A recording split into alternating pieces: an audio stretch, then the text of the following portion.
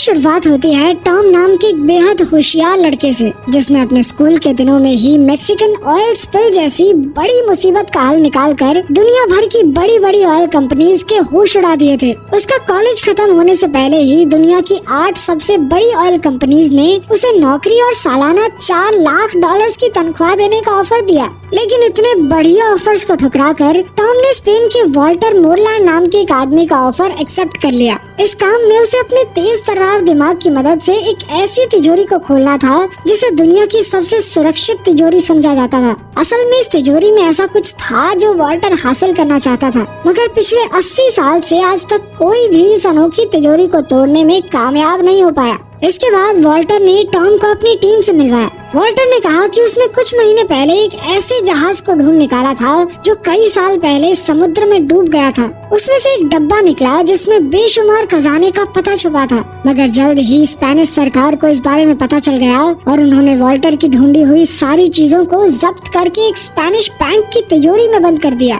खैर फिर Tom Walter की बेटी लोरेन से मिला, जो अपने मिशन के लिए कोई भी भेज बदलने में माहिर थी। उसके अलावा उनकी टीम में क्लाउस था, जो कि एक जबरदस्त हैकर था। जेम्स वॉल्टर का खास आदमी था, जो पहले एक फौजी हुआ करता था और अब वो एक जबरदस्त फाइटर था। साइमन उनकी टीम के लिए हर जरूरत का सामान लाता था। जब तक उसे पैसे मिले वो वॉल्टर को दुनिया की कोई भी चीज लाकर दे सकता था। खैर आज टॉम का पहला दिन था और टीम को बैंक का सिस्टम हैक करने में मुश्किल हो रही थी। उन्हें एक कोड भरने की जरूरत थी, मगर उन्हें कोई आइडिया नहीं था कि आखिर ये कोड क्या हो सकता है। तब टॉम ने आइडिया दिया कि उन्हें बैंक के किसी क्लाइंट से बैंक का ऑटोमेटेड वॉइसमेल बनकर बात करनी चाहिए और इस तरीके से उन्हें वो कोड मिल सकता है। आखिरकार टॉम की तरकीब काम कर गई और उन्हें आसानी से कोड मिल गया। सबने टॉम को शाबाशी दी और टॉम अपने नए घर में पहुंचा। फिर अगले दिन से टॉम बाकी की टीम के साथ बैंक ऑफ स्पेन के नक्शे को समझने लगा। वॉल्टर के मुताबिक ये बिल्डिंग दुनिया की सबसे सुरक्षित बिल्डिंग है, क्योंकि यहाँ हजारों की तादाद में सेंसर्स और कैमरास लगे हैं और वहाँ के गार्ड भी सिक्योरिटी में कोई कमी नहीं छोड़ते।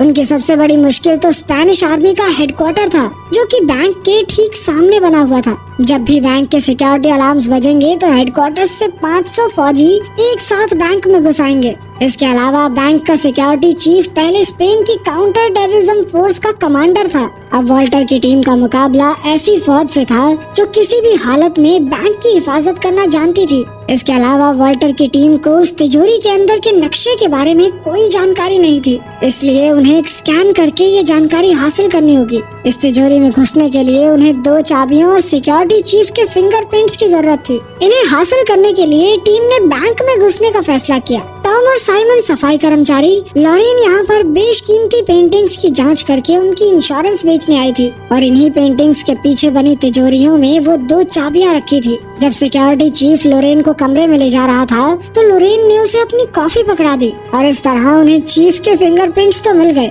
इसके बाद वो पहली पेंटिंग के कमरे में पहुंची तो क्लाउस ने बैंक में कैमरा हैक कर लिए। फिर उसने लोरेन को पेंटिंग स्कैन करते हुए रिकॉर्ड किया और यही फुटेज 10 गुना धीरे धीरे करके चला दी। इसी दौरान लोरेन ने तिजोरी खोली और वहाँ रखी चाबी की बनावट कॉपी कर ली, मगर उसी वक्त अचानक वहाँ बैंक का डायरेक्टर आ गया और इधर कैमरा फिर से चालू होने में सिर्फ 20 सेकंड बाकी थे। 20 सेकंड बाद लोरेन को ठीक उसी जगह खड़ा होना था, मगर अब डायरेक्टर बीच में आ गया। तब लोरेन ने दिमाग लगाकर उसे अपनी तस्वीर लेने के लिए पीछे छोड़ दिया और ऐन वक्त पर डायरेक्टर फुटेज से बाहर हो गया। अब लोरेन दूसरी चाबी ढूंढने में लग गई। वहीं दूसरी ओर टॉम को सफाई वाले का भेष बनाकर तिजोरी स्कैन करनी थी।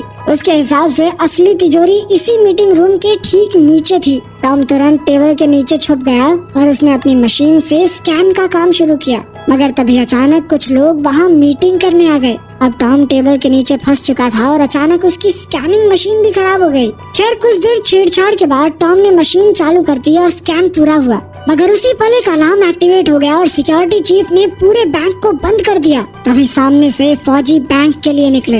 इधर लोरेन ने दूसरी चाबी का डुप्लीकेट बनाया ही था कि बैंक का डायरेक्टर उसे लेने आ गया। इस हड़बड़ी में वो असली चाबी को वापस रखना भूल ही गई।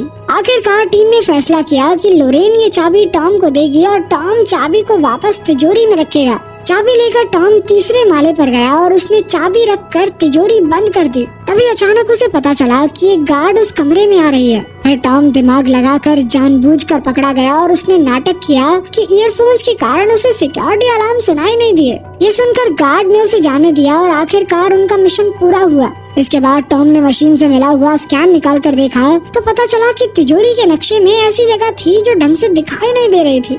तब उसे एहसास हुआ कि यहाँ पानी भरा हुआ है। असल में तिजोरी एक तराजू पर बनी हुई थी और जैसे ही तिजोरी खुलने पर उसका वजन बदलेगा तो तिजोरी अपने आप बंद हो जाएगी और साथ ही उसमें ढेर सारा पानी भर जाएगा। अब उन्हें समझ आ गया था कि तिजोरी में घुसने के लिए उन्हें तिजोरी के वजन को बराबर रखना होगा। फिर टॉम दिन रात एक करके वजन बराबर रखने की तरकीब ढूंढने में लग गया। वहीं दूसरी ओर साइमन और जेम्स बैंक के नीचे की जमीन की छानबीन कर रहे थे कि उन्हें टॉम की बात सच होती दिखाई दी। वो तिजोरी वाकई में एक बड़े से तराजू पर बनी हुई थी, मगर उसका वजन एकदम 0 पर टिका हुआ था। इसके अलावा एक और मुसीबत उनके सामने खड़ी थी। उस अंडरग्राउंड कमरे की दीवारें टाइटेनियम स्टील से बनी हुई थी जो इतना मजबूत था कि उसे ड्रिल करने में 15 दिन लग जाएंगे। अपना मिशन पूरा करने के लिए वॉल्टर की टीम के पास बहुत कम वक्त था और इतने से समय में वो डिब्बा चुरा कर वहाँ से बाहर निकलना सबको नामुमकिन लग रहा था। इसलिए आखिरकार उन्होंने हार मान ली। अब वॉल्टर निराश होकर छत पर गया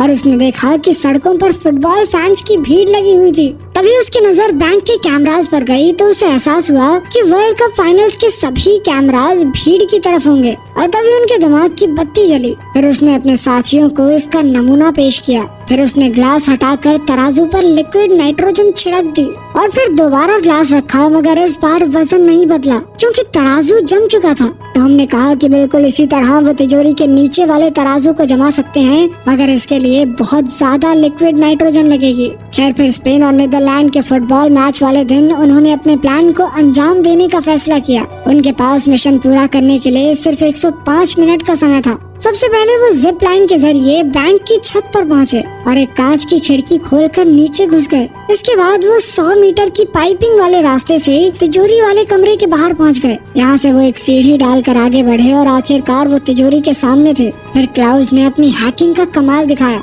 और इधर टीम ने अपनी बनाई हुई 2 चाबियां और फिंगरप्रिंट की मदद से तिजोरी ही खोल दी। वहीं दूसरी ओर साइमन ने जमीन के नीचे बने तराजू पर लिक्विड नाइट्रोजन छिड़क कर उसे जमाने का काम शुरू किया। जल्द ही इस रिएक्शन की वजह से तिजोरी की जमीन भी जमने लगी। इधर टीम अंदर घुसकर वही डब्बा ढूंढने में जुट गई, मगर दूसरी ओर बैंक की सिक्योरिटी टीम को छत की खुली खिड़की के बारे में पता चल गया और वो तेजी से तिजोरी की ओर बढ़ने लगे। इधर वो डब्बा लोरेन के हाथ लग गया, मगर इसके बाद जो हुआ उससे सबके होश उड़ गए। असल में जेम्स एक अंडरकवर एजेंट था। अब उसके मन में लालच आ गया, इसलिए उसने अपनी टीम को धोखा देकर खुद डिब्बे पर कब्जा करने का फैसला किया। अब लोरेन के पास कोई चारा नहीं था, इसीलिए उसे जेम्स को डिब्बा देना पड़ा। अगर इससे पहले कि वो यहाँ से बाहर निकल पाते, नीचे तराजू पर लिक्विड नाइट्रोजन का असर खत्म हो गया, जिससे तिजोरी का सिक्योरिटी सिस्टम एक्टिवेट हो गया।